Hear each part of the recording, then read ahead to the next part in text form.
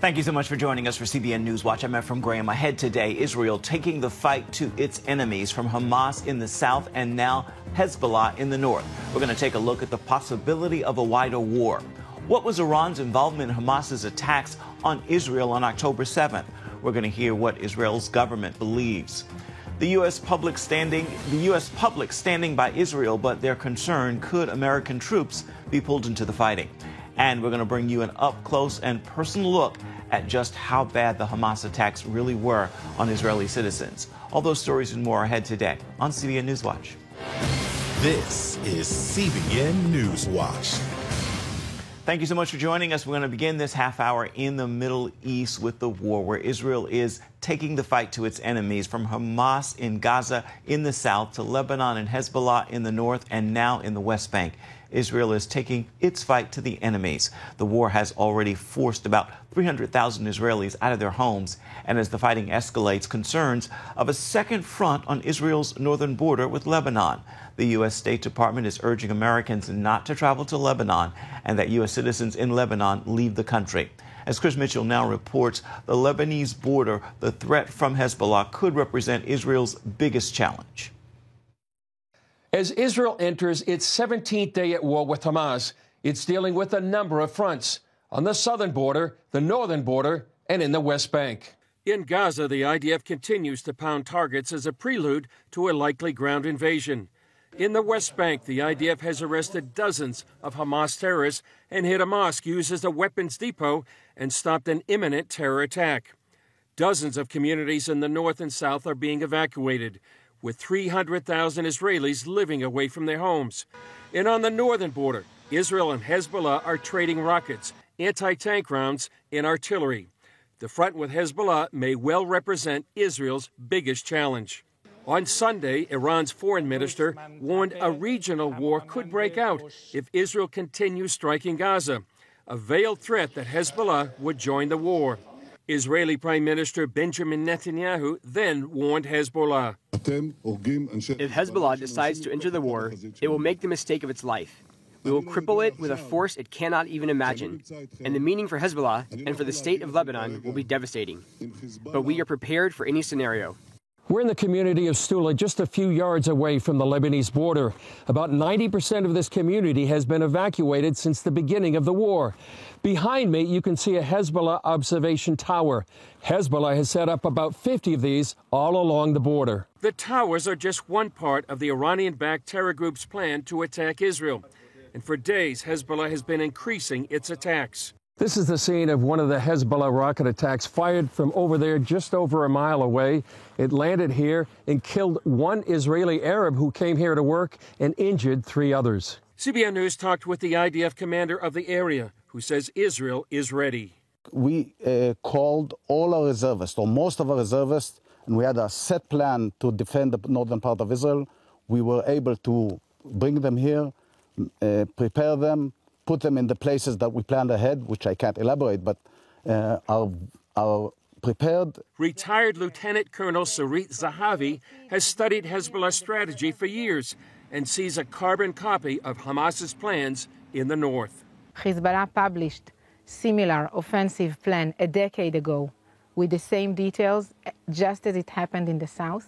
And we understand that Hezbollah is preparing to execute the same plan in the north. Despite massive U.S. deployment in the region and Israeli forces on the border, Zahavi believes Iran is moving forward with their plan. This means preparation for invasion of thousands of Hezbollah, the same as what you saw in the south, except Hezbollah is bigger. And the firepower of Hezbollah is 10 times more than Hamas. It's about 200,000 different kinds of rockets and artillery. The question so many people are asking is, will Hezbollah join the war? What do you think? I believe that everything is working until now according to the Iranian plan. How closely tied is Iran with Hezbollah and Hamas and all the things happening around in the region? Like this. Like this. I don't accept the statements that Iran didn't know or Hezbollah didn't know, that Iran just provided the money. We shouldn't say that Iran is not involved. Lebanon is here, 12 kilometers from where we are. So we don't have a choice. We cannot accept the option of living with the monster, neither in the north nor in the south, because you must understand that once they finish with us, they will come to you. Razili says Israel is the Western world's tip of the spear. Israel has always been the front of the Western world against Islamic ISIS kind of operations. We saw it 2 weeks ago, and we will defend ourselves, and by that, defend the world. Any final thoughts? Pray for us. And Chris Mitchell joins us now from Jerusalem. So, Chris, with clashes between Israel and Hezbollah near the border with Lebanon and the State Department telling Americans to leave Lebanon, how serious are concerns about the war expanding from Gaza in the south to Hezbollah in the north? Very serious, Ephraim. I think that's the main thing that people are watching right now. Certainly, the ground invasion could be imminent, could be any days, although we get the sense that somehow behind the scenes things are still being delayed. Could be the next stage of the war. If when Israel goes into Gaza, whenever that happens, there is the sense that maybe Iran is going to unleash Hezbollah with its 200,000 rockets or more. We do see a lot of things happening around here. The Chinese Navy is deploying here, the U.S. deployment. And so what will happen also if Hezbollah does join the war? A big question is, does the U.S. get involved? And will they need to help Israel during this time?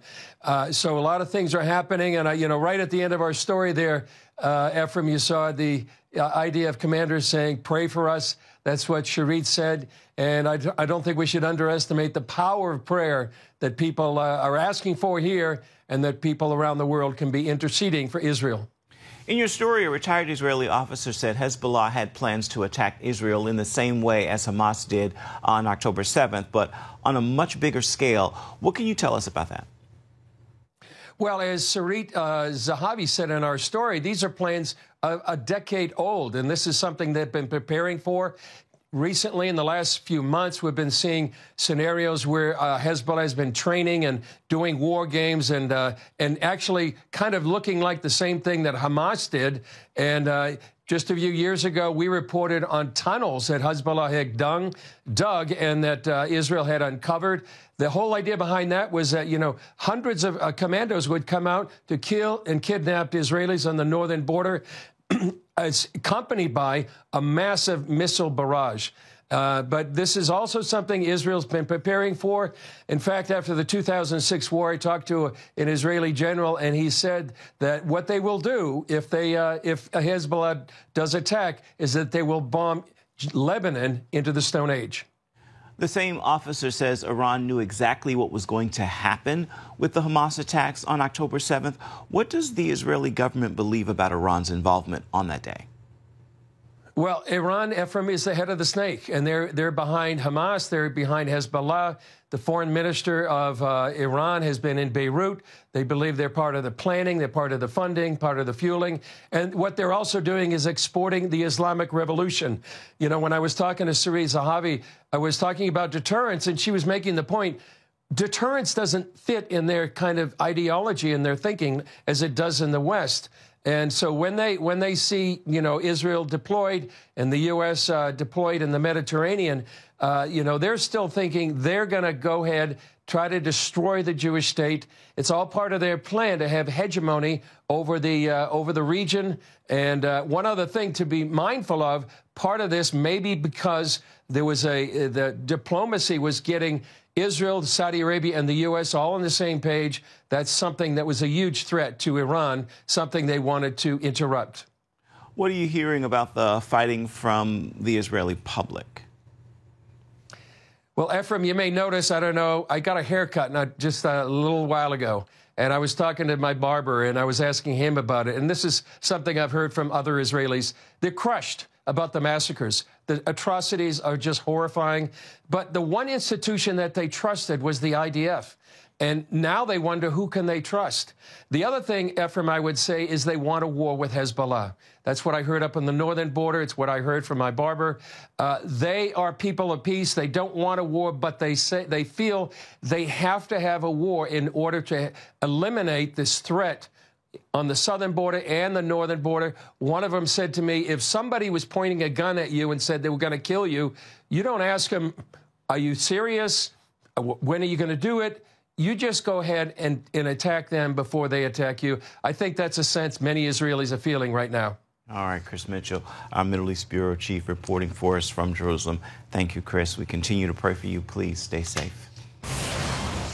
Coming up, U.S. senators in Israel pledging American support for the Jewish state. This, as many in the U.S. are concerned our troops could be pulled into a wider war. We're going to have that story for you when we come back. You're watching CBN NewsWatch.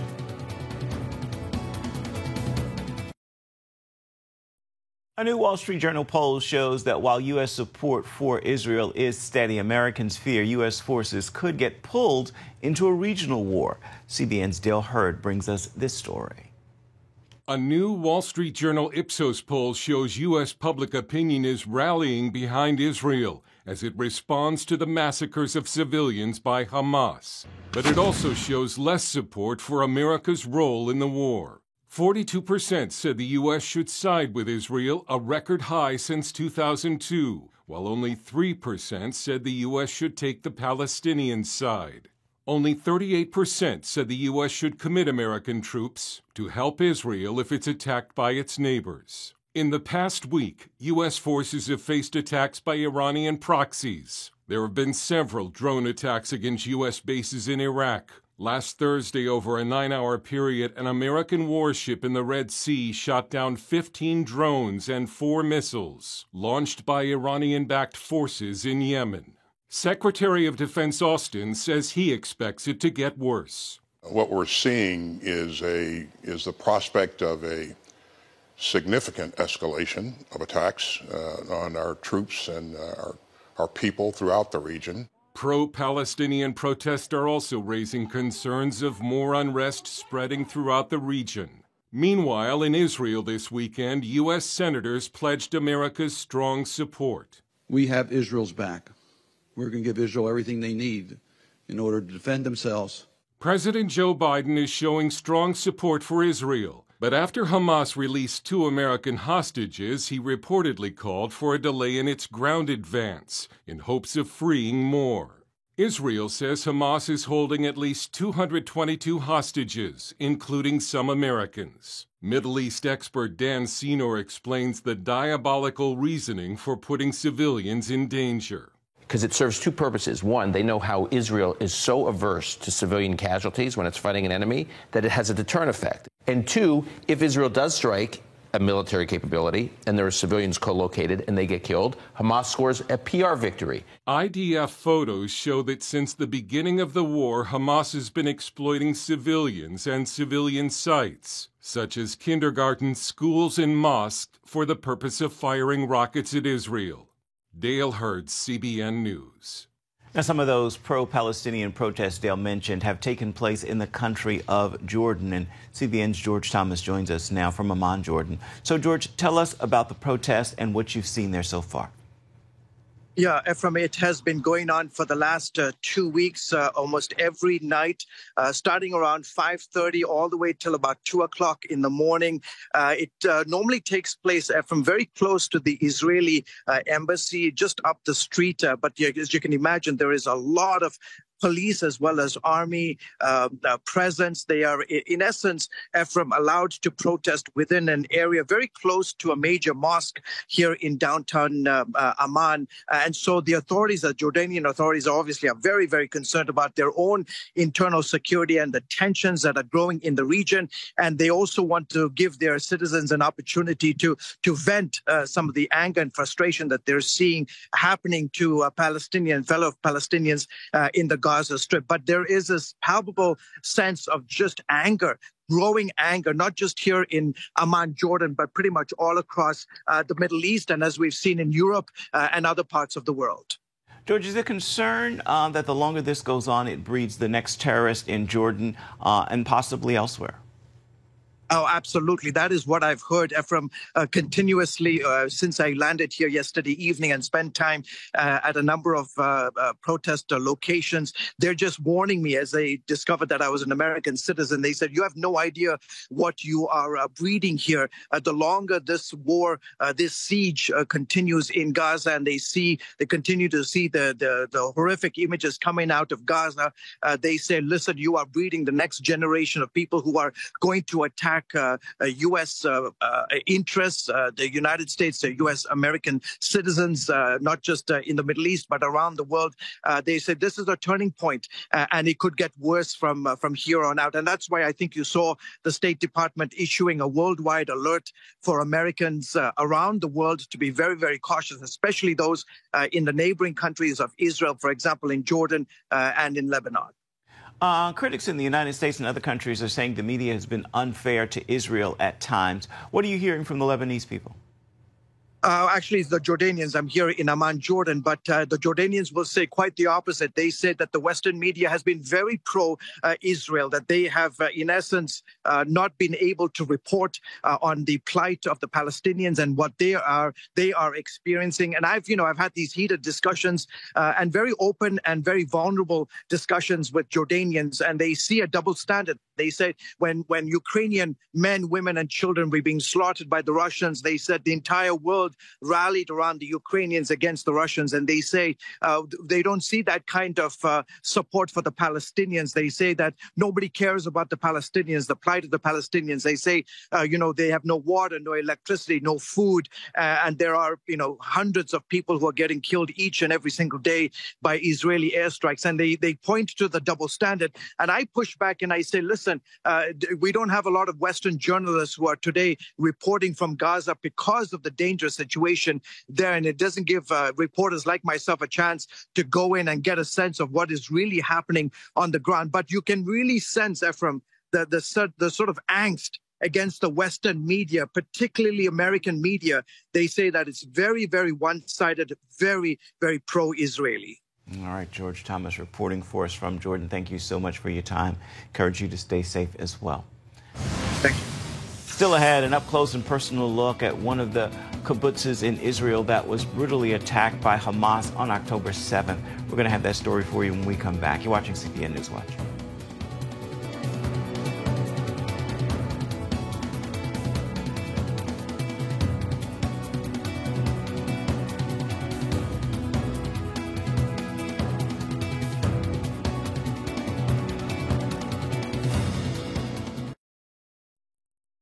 Israelis are saying that life will never be the same after the Hamas massacres in communities along the Israeli border with the Gaza Strip. CBN Middle East correspondent Julie Stahl visited one of those communities just a week after it was attacked and brings us this report.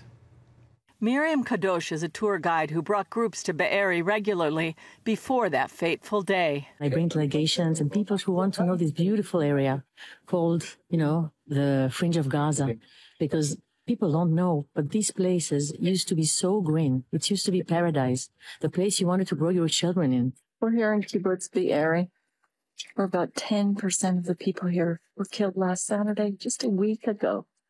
And in this building behind me, you can see 19 people were killed, including 8 children. You see this devastation here. It's not only the heart who bleeds. It's like you're saying to yourself, how will we be able to come back alive from that? This is just a pure devastation and a misery. And you understand how these people came to kill. This army of terrorists, thousands of them were prepared and they came to kill. Hamas walked in the front gate, intending to capture the entire community and hold it hostage. I just learned that here in this house on the back, there was a small baby found dead. Look at this burnt house. They came to the houses, they killed the family, they opened the stomachs of mothers who had 8-month baby in their stomach. How can you survive that? Commander of Israel's National Search and Rescue, Colonel Golan Vach, says there were 2 waves of those who entered the kibbutz. The first wave consists of terrorists. I would say more than 1,000. But the other, I would say few hundreds, were robbers with knives and bags. They believe the second wave consisted of some of the thousands of Palestinians who entered Israel daily for work. Kadosh says Israelis will have a lot to cope with after these attacks. This is going to be a new Israel from now on. We can only grow from the lowest we went. This is the lowest we ever went. It is so sad. It's beyond words, and I can't talk anymore. Kadosh urged the international community to recognize the brutality of Hamas. She says while their aim is to kill Jews and destroy Israel, they're also holding the Palestinians of Gaza hostage. Julie Stahl, CBN News, Kibbutz Be'eri, Israel. Julie, thank you so much. Amid all the war and distress in the world, there is still hope, and we will be back with an encouraging word for your day ahead. It's all coming up right after this. Again, you're watching CBN NewsWatch. We'll be right back.